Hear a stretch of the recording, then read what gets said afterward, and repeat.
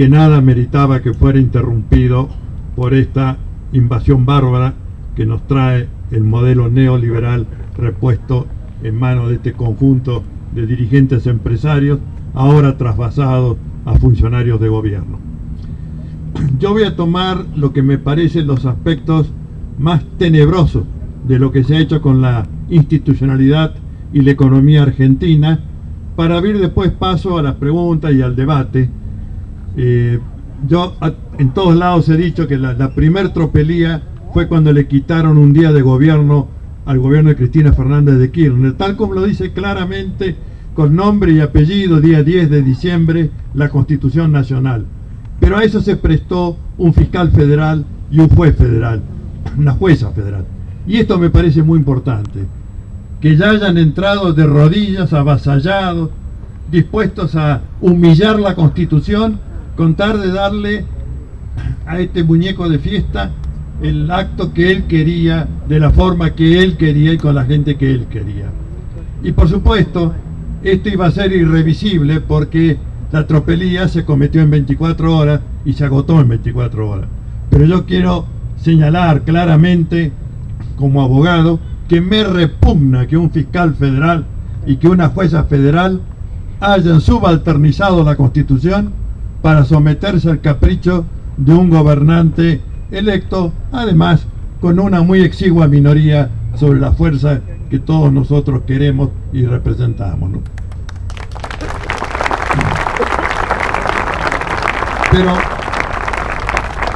Pero este primer acto fue seguido por una tropelía, diría, de decretos, algunos de necesidad y urgencia, otros decretos simples, y ya vamos a ver por qué les pusieron simple. No es porque eran simples, es porque era para evitar que el Congreso los revise. Pero en el fondo eran más que leyes las que estaban dictando a través de este recurso espurio de quitarle el nombre de necesidad y urgencia para que el Congreso no intervenga. Uno de estos decretos, que se giró a la sociedad como de necesidad y urgencia, y que recién apareció publicado en el Boletín Oficial una semana después de la pública difusión que se hizo por todos los medios de comunicación, es el que declara la emergencia en la seguridad pública. Un decreto que, afirmo, no ha sido redactado fundamentalmente por abogados. Y no lo digo para defender el gremio, porque sé que alquilones en este gremio los hay a patadas, ¿no? Lo digo porque tiene un lenguaje militar. Tiene un lenguaje claro de escuelas de seguridad nacional, de escuelas que ahora reciclan la seguridad nacional como persecución del narcotráfico, el terrorismo, la trata de personas, etcétera, pero en realidad son eje esencial del narcotráfico, de la trata de personas y del terrorismo. Y lo llevan a escala internacional, como fueron los hechos que aquí se relataron en Medio Oriente. Eso es terrorismo brutal, y no hay ninguno que compita con ellos en materia de ese terrorismo, o de la cuantía y dimensión del terrorismo que han desatado. Este decreto introduce subrepticiamente la pena de muerte en la sociedad argentina. La Argentina puede vanagloriarse de ser uno de los países que al momento en que ratifica los tratados regionales e internacionales de derechos humanos ya había abolido la pena de muerte. Recordemos que durante la dictadura militar había pena de muerte. Sin embargo, ningún juez aplicó la pena de muerte en sede judicial. No por una cuestión de cultura jurídica, sino porque la muerte transcurría por fuera de todo espacio normativo institucional de debido proceso y de posibilidad de acreditar la inocencia. No, la muerte era la muerte en las calles, el secuestro de los cuerpos, la desaparición forzada, la aplicación sistemática de tortura, el ocultamiento de los restos. Esto es lo que el discurso perverso de la muerte había instalado en la sociedad argentina, aunque nunca se aplicó ni siquiera bajo la dictadura militar. Dato importante de poner de relieve. Solamente un fiscal lo pidió y el tribunal lo convirtió en prisión perpetua. Bueno, ¿por qué digo que aplica la pena de muerte? Bueno, porque si se habla de derribar aviones bajo invocación de que es el enemigo en el narcotráfico, en la trata de personas, en el lavado de dinero. Yo no conozco de ningún avión que lleve un cartel que diga narcotráfico, trata de personas, lavado de dinero. Pienso que por lo menos tienen el derecho de acreditar su inocencia y, si son culpables, de ser juzgados y condenados conforme las leyes, pero no jugar a derribar aviones. Esto no es para la conciencia jurídica de nuestro pueblo. Nosotros no estamos acostumbrados a matar, ni siquiera a los que han cometido los crímenes más gravosos de su historia institucional se les ha aplicado pena de muerte, se les ha aplicado una pena privativa de libertad. Bueno, entonces esta incorporación subrepticia de la pena de muerte, no solamente por el riesgo que importaba e importa, porque está vigente, para la vida de todos los habitantes de la nación argentina, sino esta vergüenza ante la comunidad regional e internacional de que, sin recurrir a ninguno de los mecanismos previstos en la Constitución para denunciar los tratados que impiden la pena de muerte, nosotros la hemos reinstalado vía un decreto. Y aquí viene la revelación. No es un decreto de necesidad y urgencia, es un decreto simple, reglamentario, como si fuera cuando se dispone a incorporar o dar una función al empleo público, etcétera. Un decreto simple. ¿Y por qué no le pusieron de necesidad y urgencia? No le pusieron de necesidad y urgencia porque la Constitución prohíbe expresa y taxativamente que vía de esos decretos se legisla en materia penal, en materia tributaria, en materia de partidos políticos y en materia electoral. Y como bien se señaló en la Convención Constituyente, lo dijo Raúl Zaffaroni, que de esto sabe, cuando se habla de penal, es penal y procedimiento penal. De manera que este es el sentido de lo que se incorporó en la reforma constitucional. Entonces, estos que no son muy preparados en derecho, entendieron que si sacaban la palabrita necesidad y urgencia, desaparecía la prohibición de legislar en materia penal y procesal penal. Una especie de truco circense por el cual se desaparece en la galera del mago algo que antes parecía estar allí. Bueno, esto no resiste el menor análisis, por supuesto. Y si faltara algo para hacerlo inmoral y antijurídico este decreto, regula y modifica procedimientos en más de 40 figuras de nuestro Código Penal. Es decir, de un zarpazo se introduce la pena de muerte y se modifica el procedimiento para distintos tipos de delitos, sin que haya intervenido el Congreso de la Nación y pretendiendo que no intervenga mediante este truco de malabarista de baja estofa, de sacarle la palabrita necesidad y urgencia, como si por un decreto simple pudiera irse más allá que los decretos de necesidad y urgencia. Una animalada jurídica.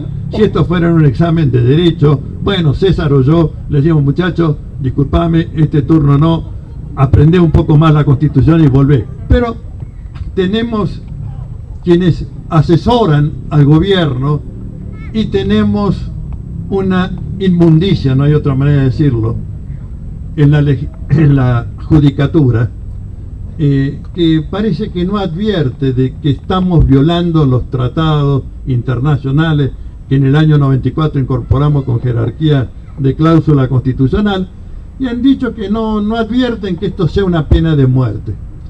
Yo les pongo como ejercicio a pensar qué tipo de muerte es que un cuetazo le pegue a un avión y el avión se caiga, y por ley de gravedad y por la fuerza de atracción de la Tierra lo haga polvo a los que van adentro.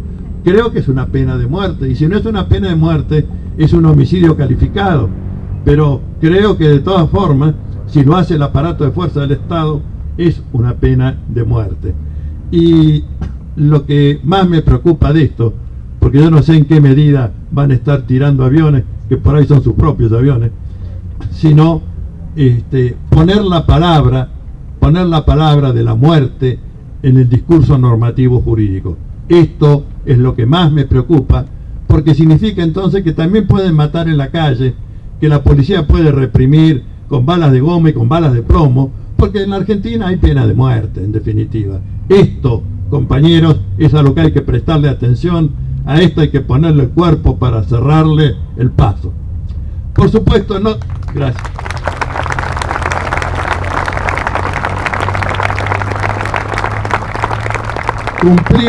Cumplimos nuestra palabra empeñada en múltiples reportajes de que el primer día de actividad judicial normal íbamos a hacer el planteo ante la justicia. No tuvimos mucha suerte porque es un sorteo informático en el juez que nos tocó y en el fiscal que nos tocó. No vieron que hubiera acá pena de muerte, tampoco vieron que se afectara mucho 40 figuras penales, o en todo caso, si lo vieron, no les importó y desestimaron.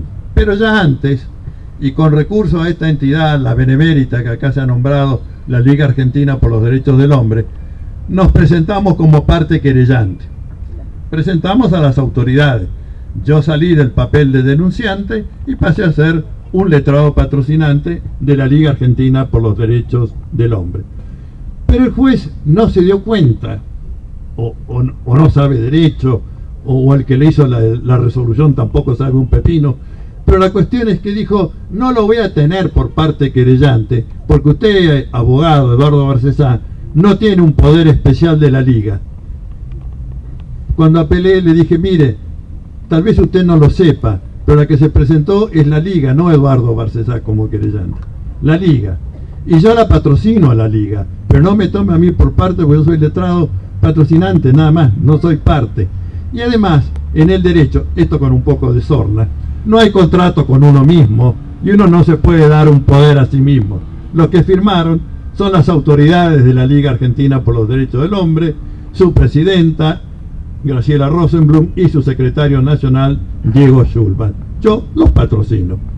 Bueno, parece que algo se conmovió y han concedido el recurso. Vamos a ir a un tribunal superior, ya está en manos de la Sala Primera de la Cámara Federal, pero en el escrito en que hemos fundado el recurso ya le hemos dicho al juez y al fiscal, si alguna muerte ocurre durante el decurso de este expediente judicial, los vamos a responsabilizar, porque nosotros lo primero que pedimos fue suspender la ejecutoriedad y la efectividad de esta normativa por ser groseramente inconstitucional y por intentar trampear el texto de la Constitución. De manera que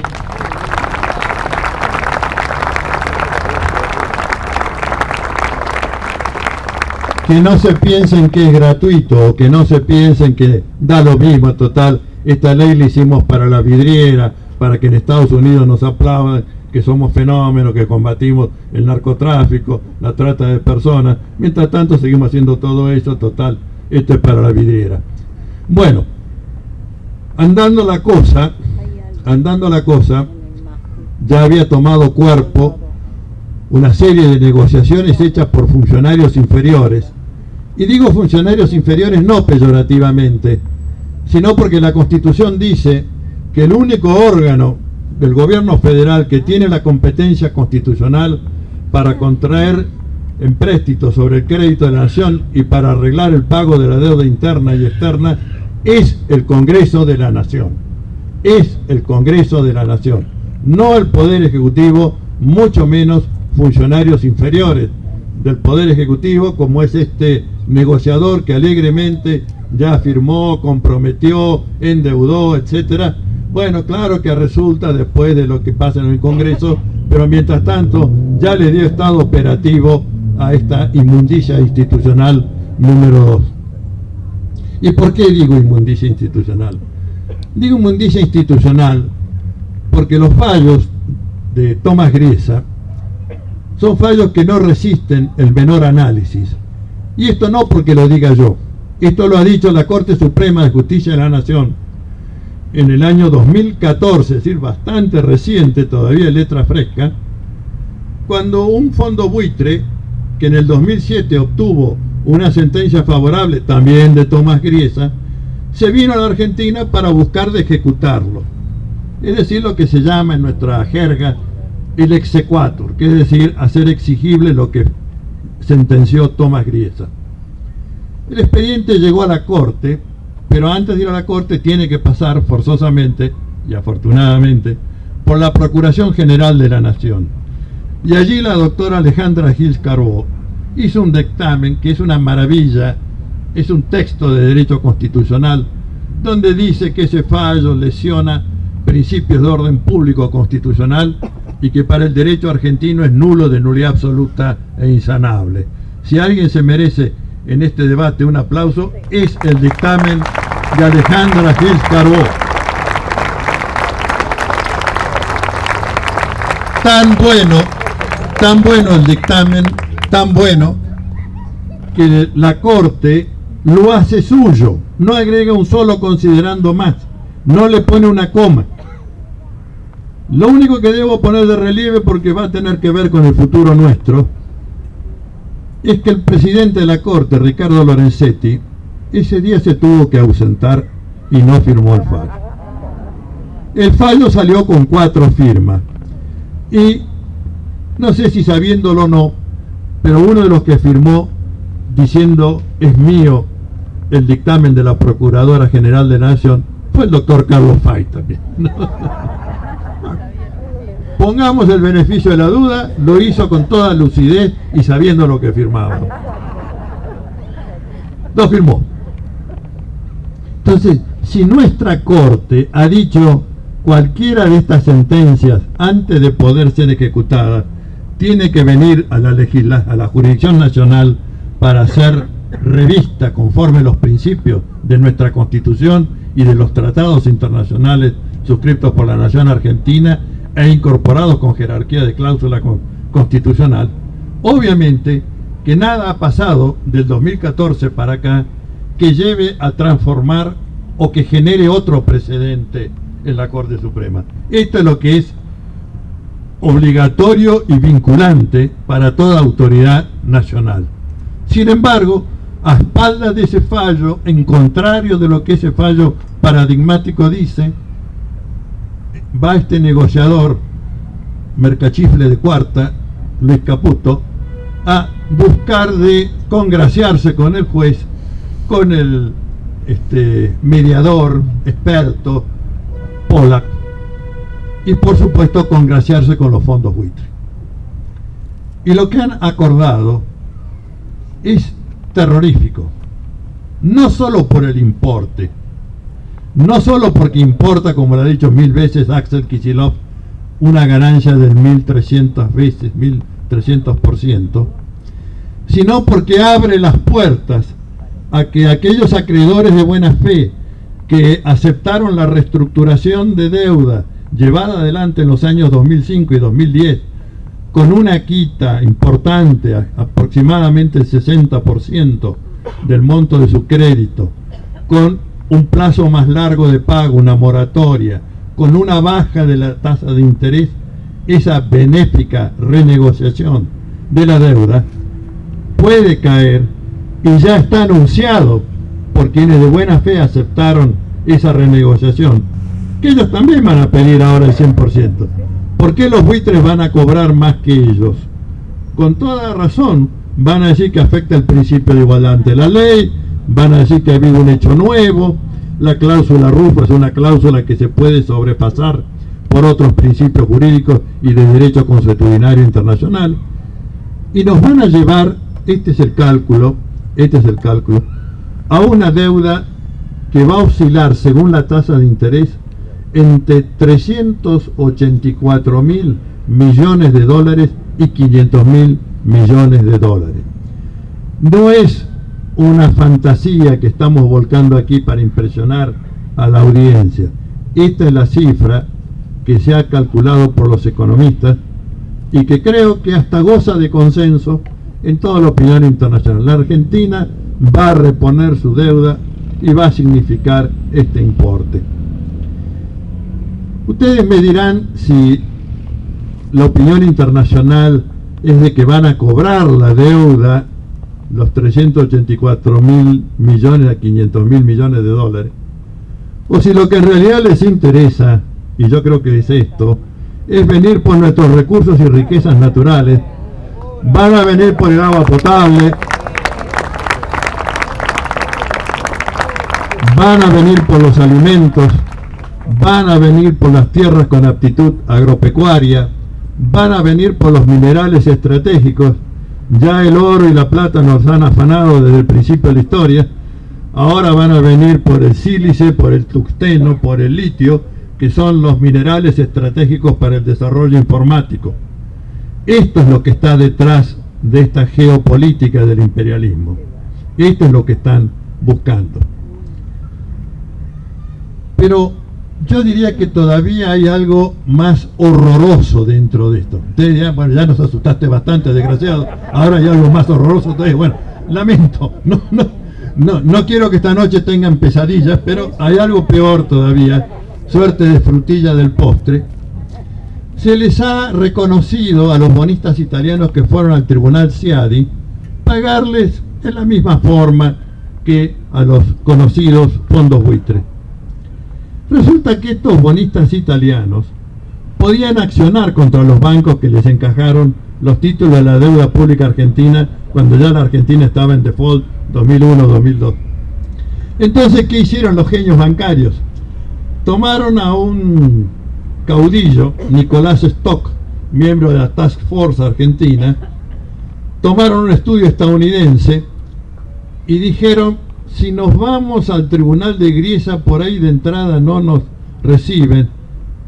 Inventaron entonces una acción ante el tribunal Ciadi que no estaba previsto en los bonos como jurisdicción alternativa. Es decir, los titulares de los bonos podían ir al juzgado de Tokio, al juzgado de Londres, al juzgado de París, al juzgado de Nueva York, pero no hacía el tribunal Ciadi, porque el tribunal Ciadi es para arreglar diferencias relativas a inversiones, no a compraventa de bonos, títulos de la deuda pública.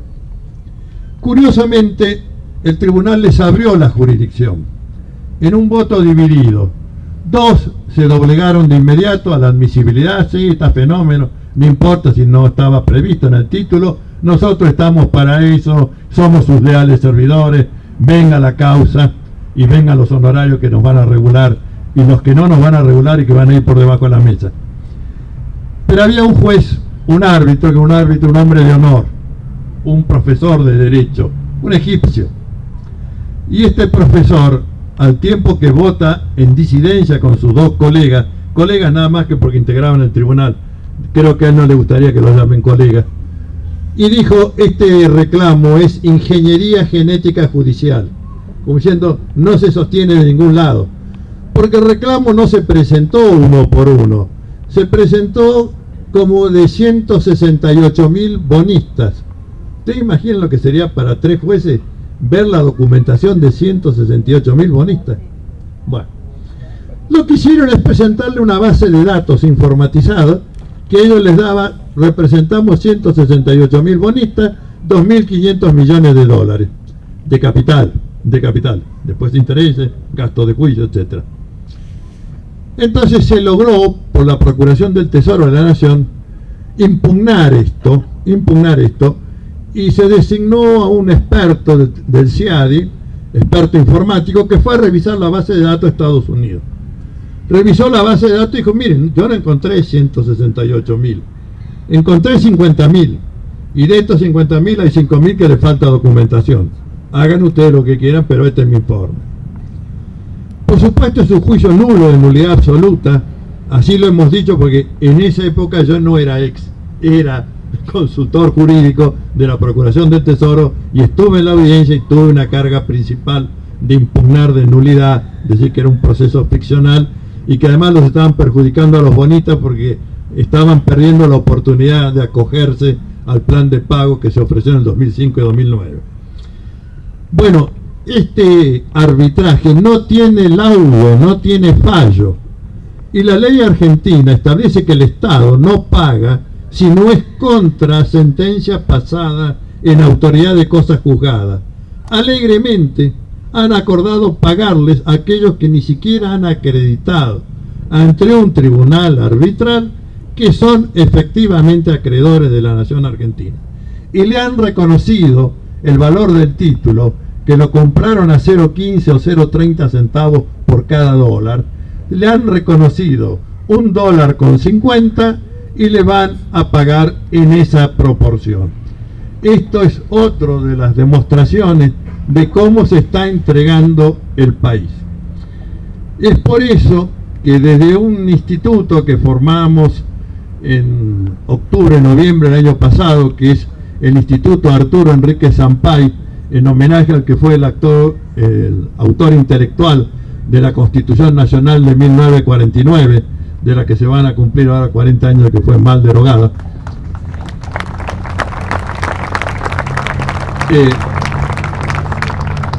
Y ahora se han sumado varias entidades prestigiosas de juristas, entre ellas, y me jacto de ser parte, fui su primer secretario general, la Asociación Americana de Juristas, entidades empresarias, entidades sindicales, van a adherir a este planteo que hemos formulado y que tiene 3 columnas.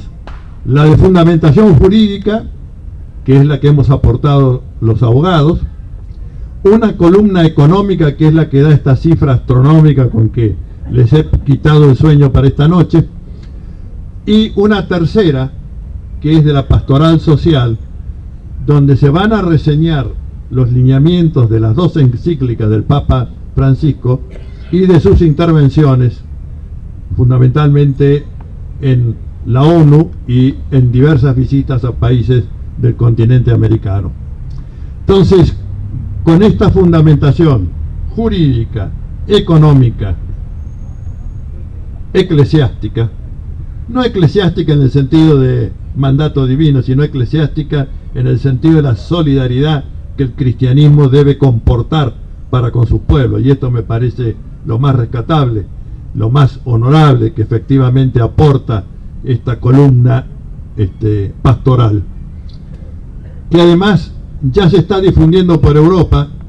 Alguien ya lo transmitió, me he sorprendido encontrando en una red de informaciones rebote de esta iniciativa en diarios de España, de Italia, lo que significa que, bueno, efectivamente nos acompañan este sector honorable del pensamiento de la Iglesia. Bueno, la acción la vamos a presentar el día lunes a mediodía. Se ha hecho un comunicado de prensa invitando a adherir, ya sea personas físicas, organizaciones sociales, entidades de toda naturaleza, porque todo el pueblo argentino tiene la facultad de denunciar cuando se sabe que se está cometiendo un delito contra el Estado Nacional, que se está incurriendo, y así lo hemos calificado, en traición a la patria, cuando se está incurriendo en administración fraudulenta y en violación de los deberes de funcionarios públicos. Más allá de la suerte que podamos tener en el primer tramo inicial de la denuncia, estamos ciertos que esto también va a pesar e influir cuando el día martes los legisladores, que son incluidos como posibles sujetos pasivos del reproche penal, si es que convalidan lo que están propiciando el Ejecutivo,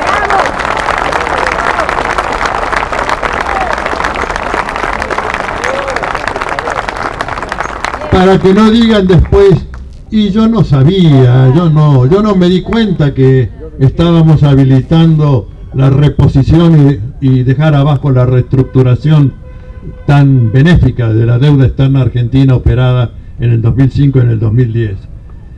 Yo creo que esto es lo que hay que hacer. Yo tengo la experiencia de haber luchado judicialmente contra la dictadura militar. Planteé habeas corpus, un día me harté por lo que habían hecho y planteé un habeas corpus por todos los detenidos, 3.900 eran en ese momento, 3.960. 3.000 recuperaron la libertad, 3.000 luchadores salieron, no porque el juez lo dispusiera, porque era un mentecato, un imbécil, sino porque le avisaba al Ministerio del Interior, che, lo tienen que largar porque si no voy a tener que fallar resolviendo, y si no lo hago yo, lo va a hacer la Cámara, entonces lárguenlo y quedan bien. Bueno, se recuperaron la libertad 3.000 compañeros. Cuando yo iba a tribunales, en sala de periodistas me preguntaban, ¿y para qué mete un habeas corpus si usted sabe que se lo van a rechazar? Y mi respuesta, en todos los casos, y créanme que no es una jactancia, yo lo viví así, es decir, mire, yo no sé si lo van a rechazar, pero esto es lo que hay que hacer. Hay que luchar por la vida, hay que luchar por la libertad, hay que luchar por la integridad psíquica y física del ser humano, y no andar contando porotos a ver si va a andar bien, va a andar mal, qué nos toca, qué nos deja de tocar. Yo soy el más crítico y el más escéptico respecto al poder judicial que tenemos, salvo honrosas y muy valiosas excepciones y gente como esta por la cual yo pedí un aplauso, que era Alejandra Gil Carbó. Pero no importa, esto es lo que hay que hacer y hay que hacerlo. Y es importante además que sepan que el pueblo se moviliza detrás de esto, porque no se va a dejar hipotecar ni su actualidad, ni el futuro de hijos, nietos y bisnietos. Porque si se nos mete en esta deuda externa de esta cuantía encima, nos van a esquilmar, nos van a hambrear y vamos a perder lo que se ha logrado en estos años de gobierno dedicado a la igualdad social, a la recuperación, a la integración y a la defensa del patrimonio del Estado Nacional.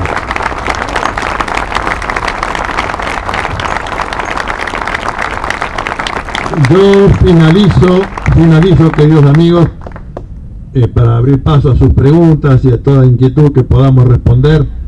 Finalizo diciendo, esta plaza se tiene que multiplicar por 1000.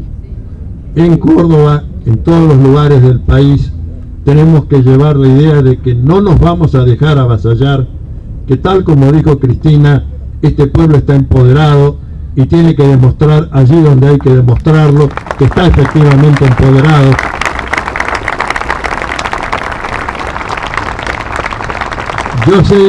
Yo sé que vamos a enfrentar luchas, que vamos a enfrentar represión, ya la ha habido, y bien dolorosa que es, que vamos a enfrentar situaciones de exclusión, de hambreamiento, ya los hay y se van a profundizar, ninguna duda, pero este es el único camino que tenemos para recuperar nuestra dignidad como ciudadanos, y este es el camino al que estamos todos convocados. Muchas gracias.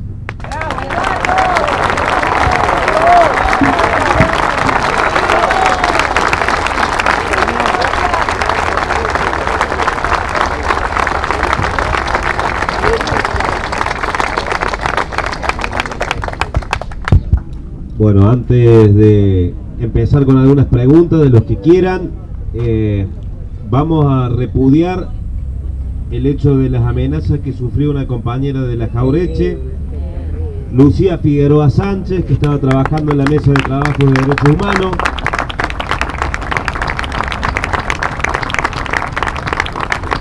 Y ha sido amenazada en su teléfono celular. Bueno, es parte de lo que nos estaba diciendo Eduardo. Creemos que esto es lo que viene. Y antes de abrir las preguntas, más allá de todas las malas noticias que nos trajo Eduardo, creo que la más buena de todas, que la dijeron los dos compañeros aquí presentes, y que es la intención de este Frente para la Victoria de la 14, es entender que estas plazas, no importa si tienen 20.000, no importa si somos 100, las tenemos que replicar. Todos tenemos algún amigo, todos tenemos alguien que puede darnos una mano, que puede hablar, que puede convocar. Nos hace falta también construir nuestros propios dirigentes, y nuestros dirigentes tienen que salir de nuestros barrios, y hemos olvidado esa parte territorial de trabajo, y para eso sirve esta plaza. Porque, como dice Eduardo, aunque perdamos esta denuncia, aunque nos toque de nuevo el hijo, aunque nos toque otro marihuán, aunque nos digan que no es viable la denuncia, son todas las alternativas y todos los caminos que tenemos que adoptar. Los que estamos abocados al derecho tenemos estos: vías judiciales, en las universidades enseñando, abriendo nuevas líneas de pensamiento en los institutos. Los que están en otros lados tienen que abrir otros caminos. La idea de estas plazas, como dijo, es que se repitan y se repitan mucho. Convoquen, todos tienen un amigo, un pariente en otro barrio que adhiere a estos proyectos, a esta forma de pensar. Agítenlo, jódanlo, moléstenlo para que hagan esta plaza en otro barrio. Hay 500 barrios en Córdoba, así que por lo menos 500 plazas debe haber. Hagámosla, mostrémosle quiénes somos, sobre todo porque en este mes de marzo, en este 24 de marzo, encima nos asustan diciendo que viene Obama un 24 de marzo. el presidente de la primer potencia del mundo, de la potencia que a través de la CIA organizó y orquestó los golpes en América Latina. Tenemos que organizarnos, tenemos que hacer lo que podemos hacer los que estamos en el área del derecho y cada uno en su lugar. Pedimos por favor, compañeros, que traten de replicarlo, que traten de todos abrir este juego, que no falten los martes a la atalaya. Necesitamos el calorcito de todos ustedes. Hay que seguir luchando.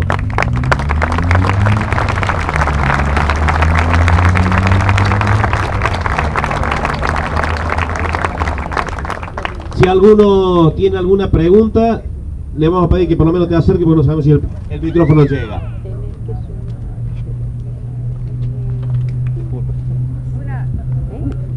Una pregunta obvia, ¿dónde firmamos? La de bien, eso. Y la de Milagros. Y la de Milagros Salas también. Le vamos a girar al compañero César un escrito muy breve formulario que va a decir adhiere. Ajá. Y en lo posible, todos los días le vamos a ir llevando cientos de estos papeles para que el juez sepa de que hay muchos ojos que lo están mirando, ¿no? Ajá. Que no son solamente las organizaciones y los abogados que firmamos, sino que gente de todo el país se está sumando a esto porque sabe que este no es el camino para la felicidad de nuestro pueblo, de manera que van a contar con el instrumento para la adhesión. Perfecto. ¿Dónde va a ser esto? Señores, Ustedes tendrán que elegir acá un lugar, podrá ser el centro de la atalaya y desde donde venga, bienvenido. Y si lo quieren mandar por mail, también por mail sirve. ¿Cuál es la vamos a dejar en la atalaya. la dirección. Que la diga ahora. Dirección mail. Ahora. Sí, yo no tengo inconveniente. Lo pueden mandar al ebarcesat, todo junto con minúscula, @yahoo.com. Una notita firmada que diga: soy fulano, documento tal, adhiero a la denuncia presentada. Pongan por el Instituto Arturo Enrique Sampay, y con eso ya se identifica suficientemente la causa y dicen: adhiero a todo lo expuesto y peticionado en el escrito de denuncia. Ya está. ¿Puede repetir la dirección de queridísimo doctor, ebarcesat@yahoo.com. tengo casi un siglo de vida. Viví acá. Esta placita era el divertimento de mis hijos y ahora es el triunfo. Querido doctor, soy de aquella que dijo: volveré y seré millones.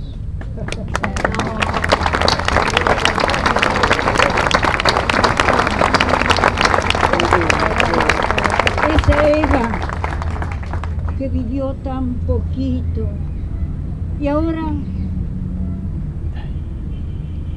hay niños en la calle, no tienen asiento en las escuelas. La gran denuncia mía, porque yo soy maestra. Me recibí en la escuela Manuel Belgrano de Santiago del Estero. Hablo quechua ancestral. Ama Sua, ama Equeya, ama Yuya. Cuando Evo Morales lo dijo, lloré por los antiguos pueblos queridos, esos antiguos pueblos que están reclamando, dueños de la tierra, nada más. Luchemos, eso sí, sigamos luchando por la verdad, la justicia y la paz.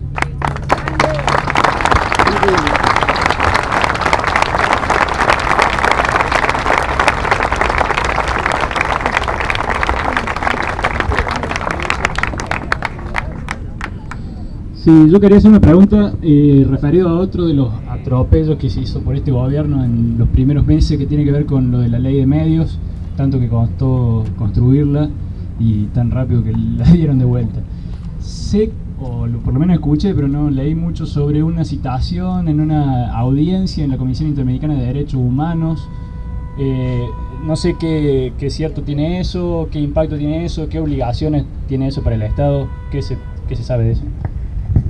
Es cierto, ha sido impugnada en sede nacional, hasta aquí con escasa suerte, los decretos que intentan modificar una ley debatida por todo el pueblo argentino y votada por amplia mayoría en el Congreso de la Nación. La democratización de la palabra.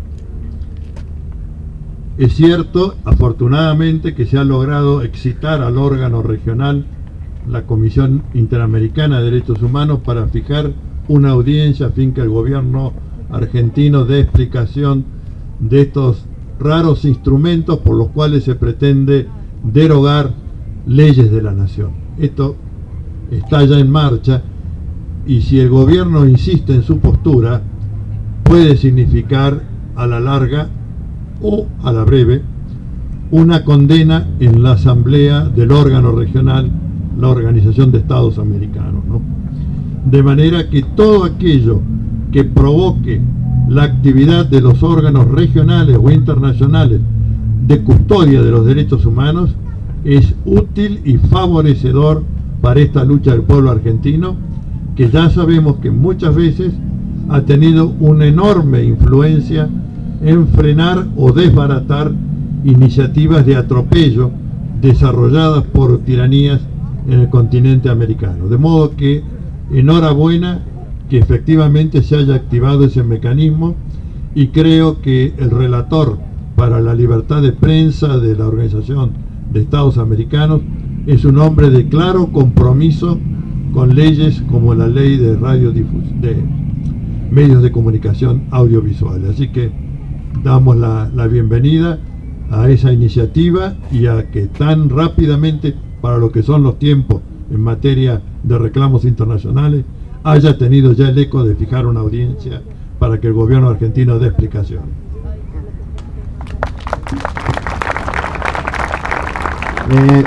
Vamos a hacer circular unas hojitas. El que quiera recibir información, para que anoten el mail, el que quiera recibir información sobre las próximas plazas o lo que estamos organizando desde el Frente para la Victoria, de la seccional, anote su mail y ahí le mandamos la información. Esto es. Una pregunta, Eduardo. Respecto al tema de la deuda externa y la importancia que hubiera tenido haber hecho una auditoría para la legitimidad, la legalidad, el impacto social, económico, y si eso jurídicamente se hubiera realizado, ¿qué escenario hubiera sido el actual? Y la segunda pregunta, ¿qué opinás con respecto al plebiscito de los holdouts que se ha propuesto? Bueno, dos preguntas muy importantes. La primera es la de manifestar que siempre hemos propiciado que primero hubiera un examen de validez o de constitucionalidad de la llamada deuda externa argentina, de los pagos efectuados, para ver si realmente éramos deudores o acreedores.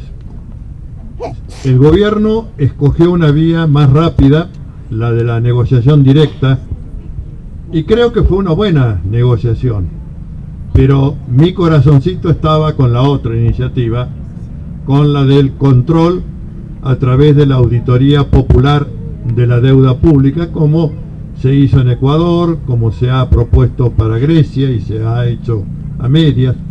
Pero a veces las políticas no permiten implementar bien las soluciones que propician las auditorías.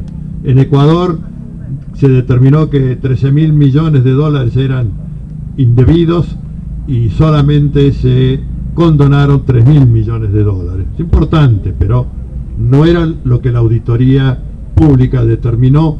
En Grecia se pensaba que se iba a hacer una revisión de fondo, no fue así.